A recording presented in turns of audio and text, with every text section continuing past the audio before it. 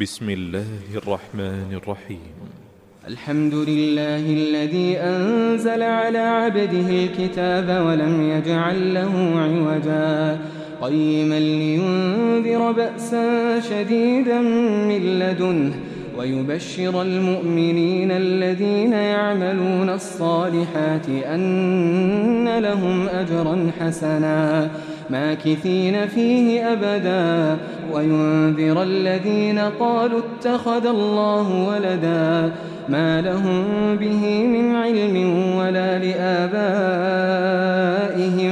كبرت كلمة تخرج من أفواههم إن يقولون إلا كذبا فلعلك باخع نفسك على آثارهم إن لم يؤمنوا بهذا الحديث أسفا إنا جعلنا ما على الأرض زينة لها لنبلوهم أيهم أحسن عملا وإنا لجاعلون ما عليها صعيدا جرزا أم حسبت أن أصحاب الكهف والرقيم كانوا من آياتنا عجبا إذ أوى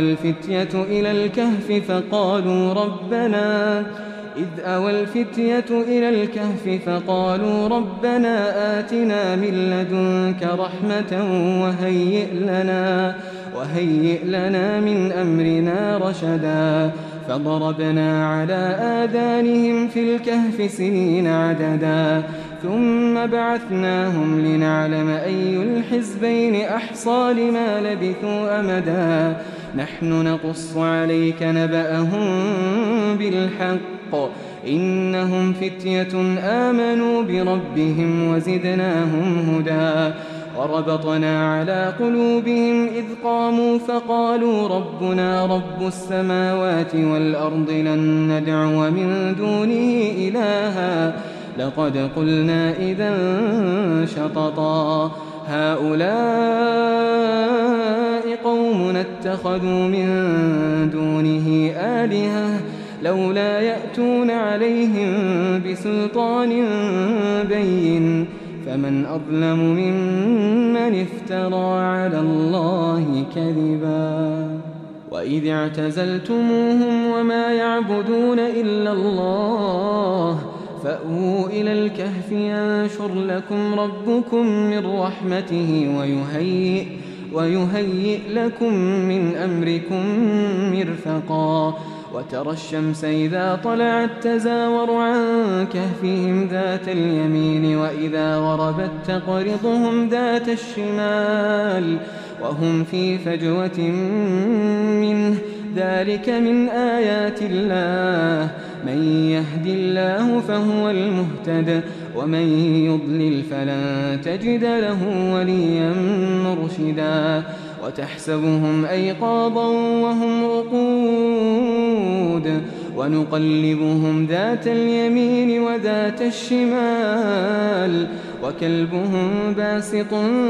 ذراعيه بالوصيد لو اطلعت عليهم لوليت منهم فرارا ولملئت منهم رعبا وكذلك بعثناهم ليتساءلوا بينهم قال قائل منهم كم لبثتم قالوا لبثنا يوما أو بعض يوم قالوا ربكم أعلم بما لبثتم فابعثوا أحدكم بورقكم هذه إلى المدينة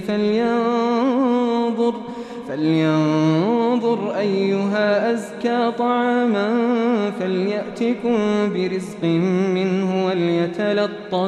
وليتلطف ولا يشعرن بكم أحدا إنهم إن يظهروا عليكم يرجموكم أو يعيدوكم في ملتهم ولن تفلحوا إذن أبدا وكذلك أعثرنا عليهم ليعلموا أن وعد الله حق وأن الساعة لا ريب فيها إذ يتنازعون بينهم أمرهم فقالوا ابنوا عليهم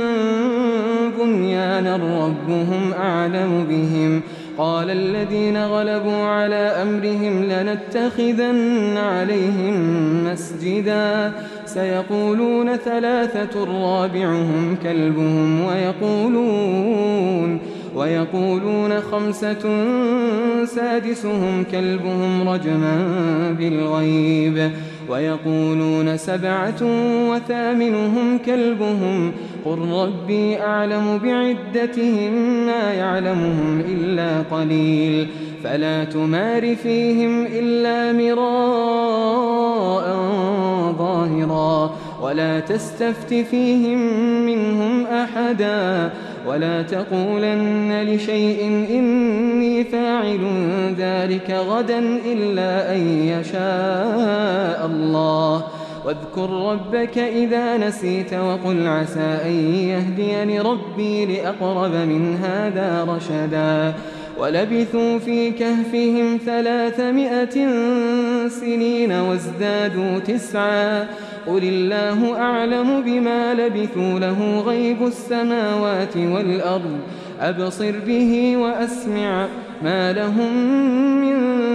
دونه من ولي ولا يشرك في حكمه أحدا واتل ما أوحي إليك من كتاب ربك لا مبدل لكلماته ولن تجد من دونه ملتحدا واصبر نفسك مع الذين يدعون ربهم بالغداة والعشي يريدون وجهه ولا تعد عيناك عنهم تريد زينة الحياة الدنيا ولا تطع من أغفلنا قلبه عن ذكرنا واتبع هواه وكان أمره فرطا وقل الحق من ربكم فمن شاء فليؤمن ومن شاء فليكفر إنا أعتدنا للظالمين نارا أحاط بهم سرادقها وإن يستغيثوا يغاثوا بماء كالمهل يشوي الوجوه بئس الشراب وساءت مرتفقا إن الذين آمنوا وعملوا الصالحات إنا لا نضيع أجر من أحسن عملا أولئك لهم جنات عدن تجري من تحتهم الأنهار يحلون فيها من أساور من ذهب ويلبسون ثيابا خضرا من سندس واستبرق متكئين فيها على الأرائك نعم الثواب وحسنت مرتفقا واضرب لهم مثل الرجلين جعلنا لأحدهما جنتين من أعناب وحففناهما بنخل وجعلنا بينهما زرعا كلتا الجنتين آتت أكلها ولم تظلم منه شيئا وفجرنا خلالهما نهرا وكان له ثمر فقال لصاحبه وهو يحاوره أنا أكثر منك مالا وأعز نفرا ودخل جنته وهو ظالم لنفسه قال ما أظن أن تبيد هذه أبدا وما أظن الساعة قائمة ولئن رددت إلى ربي لأجدن خيرا منها منقلبا قال له صاحبه وهو يحاوره أكفرت بالذي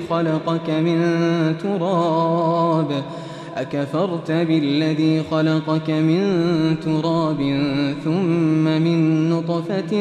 ثم سواك رجلا لكن هو الله ربي ولا أشرك بربي أحدا ولولا إذ دخلت جنتك قلت ما شاء الله لا قوة إلا بالله إن ترني أنا أقل منك مالا وولدا فعسى ربي أن يؤتيني خيرا من جنتك بنعمتك ويرسل عليها حسبانا من السماء فتصبح صعيدا زلقا أو يصبح ماؤها غورا فلن تستطيع له طلبا وأحيط بثمره فأصبح يقلب كفيه على ما أنفق فيها وهي خاوية على عروشها ويقول يا ليتني لم أشرك بربي أحدا ولم تكن له فئة ينصرونه من دون الله وما كان منتصرا هنالك الولاية لله الحق هو خير ثوابا وخير عقبا واضرب لهم مثل الحياة الدنيا كماء إن أنزلناه من السماء فاختلط به نبات الأرض فأصبح هشيما تذروه الرياح وكان الله على كل شيء مقتدرا المال والبنون زينة الحياة الدنيا والباقيات الصالحات خير عند ربك ثوابا وخير أملا ويوم نسير الجبال وترى الأرض بارزة وحشرناهم فلم نغادر منهم أحدا وعرضوا على ربك صفا لقد جئتمونا كما خلقناكم أول مرة بل زعمتم أن لن نجعل لكم موعدا ووضع الكتاب فترى المجرمين مشفقين مما فيه ويقولون يا ويلتنا ما لهذا الكتاب لا يغادر صغيرة ولا كبيرة إلا أحصاها ووجدوا ما عملوا حاضرا ولا يظلم ربك أحدا وإذ قلنا للملائكة اسجدوا لآدم فسجدوا إلا إبليس كان من الجن ففسق عن أمر ربه أفتتخذونه وذريته أولياء من دوني وهم لكم عدو بئس للظالمين بدلا ما أشهدتهم خلق السماوات والأرض ولا خلق أنفسهم وما كنت متخذ المضلين عضدا ويوم يقول نادوا شركائي الذين زعمتم فدعوهم فلم يستجيبوا لهم وجعلنا بينهم موبقا ورأى المجرمون النار فظنوا أنهم مواقعوها ولم يجدوا عنها مصرفا ولقد صرفنا في هذا القرآن للناس من كل مثل وكان الإنسان أكثر شيء جدلا وما منع الناس أن يؤمنوا إذ جاءهم الهدى ويستغفروا ربهم إلا أن تأتيهم سنة الأولين أو يأتيهم العذاب قبلا وما نرسل المرسلين إلا مبشرين ومنذرين ويجادل الذين كفروا بالباطل ليدحضوا به الحق واتخذوا آياتي وما أنذروا هزوا ومن أظلم ممن ذكر بآيات ربه فأعرض عنها ونسي ما قدمت يداه إنا جعلنا على قلوبهم أكنة أن يفقهوه وفي آذانهم وقرا وإن تدعهم إلى الهدى فلن يهتدوا إذا أبدا وربك الغفور ذو الرحمة لو يؤاخذهم بما كسبوا لعجل لهم العذاب بل لهم موعد لن يجدوا من دونه موئلا وتلك القرى أهلكناهم لما ظلموا وجعلنا لمهلكهم موعدا وإذ قال موسى لفتاه لا أبرح حتى أبلغ مجمع البحرين أو أمضي حقبا فلما بلغا مجمع بينهما نسيا حوتهما فاتخذ سبيله في البحر سربا فلما جاوزا قال لفتاه آتنا غداءنا لقد لقينا من سفرنا هذا نصبا قال أرأيت إذا وينا إلى الصخرة فإني نسيت الحوت وما أنسانيه إلا الشيطان أن أذكره واتخذ سبيله في البحر عجبا قال ذلك ما كنا نبغي فارتدا على آثارهما قصصا فوجدا عبدا من عبادنا آتيناه رحمة من عندنا وعلمناه من لدنا علما قال له موسى هل أتبعك على أن تعلمني مما علمت رشدا قال إنك لن تستطيع معي صبرا وكيف تصبر على ما لم تحط به خبرا قال ستجدني إن شاء الله صابرا ولا أعصي لك أمرا قال فإن اتبعتني فلا تسألني عن شيء حتى أحدث لك منه ذكرا فانطلقا حتى إذا ركبا في السفينة خرقها قال أخرقتها لتغرق أهلها لقد جئت شيئا إمرا قال ألم أقل إنك لن تستطيع معي صبرا قال لا تؤاخذني بما نسيت ولا ترهقني من أمري عسرا فانطلقا حتى إذا لقيا غلاما فقتله قال أقتلت نفسا زكية بغير نفس لقد جئت شيئا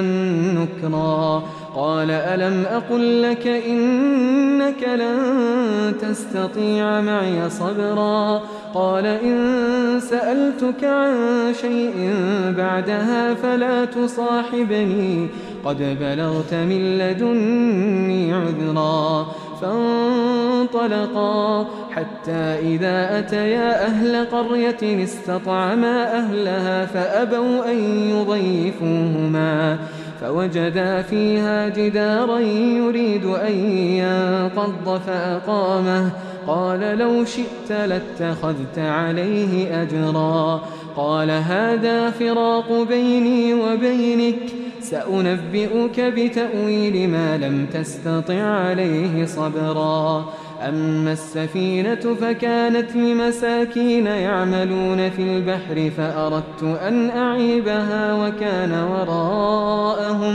وكان وراءهم ملك يأخذ كل سفينة غصبا وأما الغلام فكان أبواه مؤمنين فخشينا أن يرهقهما طغيانا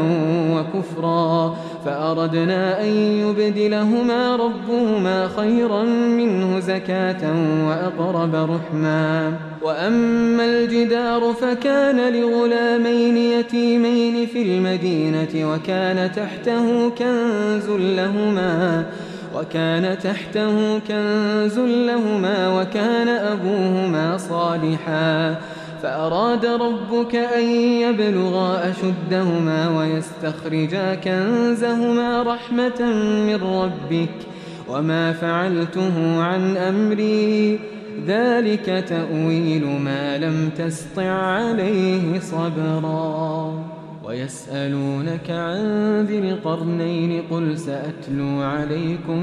منه ذكرا إنا مكنا له في الأرض وآتيناه من كل شيء سببا فأتبع سببا حتى إذا بلغ مغرب الشمس وجدها تغرب في عين حمئة ووجد عندها قوما قلنا يا ذا القرنين إما أن تعذب وإما أن تتخذ فيهم حسنا قال أما من ظلم فسوف نعذبه ثم يرد إلى ربه فيعذبه عذابا نكرا وأما من آمن وعمل صالحا فله جزاء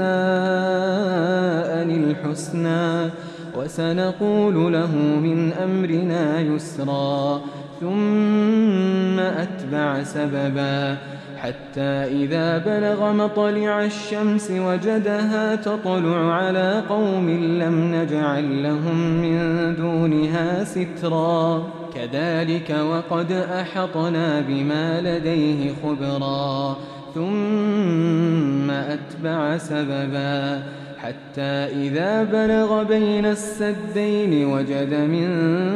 دونهما قوما لا يكادون يفقهون قولا قالوا يا ذا القرنين إن يأجوج ومأجوج مفسدون في الأرض فهل نجعل لك خرجا على أن تجعل بيننا وبينهم سدا قال ما مكنني فيه ربي خير فأعينوني بقوة أجعل بينكم وبينهم ردما آتوني زبر الحديد حتى إذا ساوى بين الصدفين قال انفخوا حتى إذا جعله نارا قال آتوني أفرغ عليه قطرا فما استطاعوا أن يظهروه وما استطاعوا له نقبا قال هذا رحمة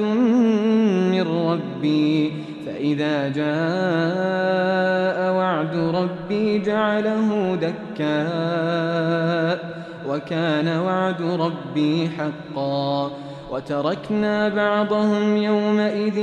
يموج في بعض ونفخ في الصور فجمعناهم جمعا وعرضنا جهنم يومئذ للكافرين عرضا الذين كانت أعينهم في غطاء عن ذكري وكانوا لا يستطيعون سمعا أفحسب الذين كفروا أن يتخذوا عبادي من دوني أولياء إنا أعتدنا جهنم للكافرين نزلا قل هل ننبئكم بالأخسرين أعمالا الذين ضل سعيهم في الحياة الدنيا وهم يحسبون أنهم يحسنون صنعا أولئك الذين كفروا بآيات ربهم ولقائه فحبطت أعمالهم فلا نقيم لهم يوم القيامة وزنا ذلك جزاؤهم جهنم بما كفروا واتخذوا آياتي ورسلي هزوا إن الذين آمنوا وعملوا الصالحات كانت لهم جنات الفردوس نزلا خالدين فيها لا يبغون عنها حولا قل لو كان البحر مدادا لكلمات ربي لنفد البحر قبل أن تنفد كلمات ربي ولو جئنا بمثله مددا قل إنما أنا بشر مثلكم يوحى إلي أنما إلهكم إله واحد فمن كان يرجو لقاء ربه فليعمل عملا صالحا ولا يشرك بعبادة ربه أحدا.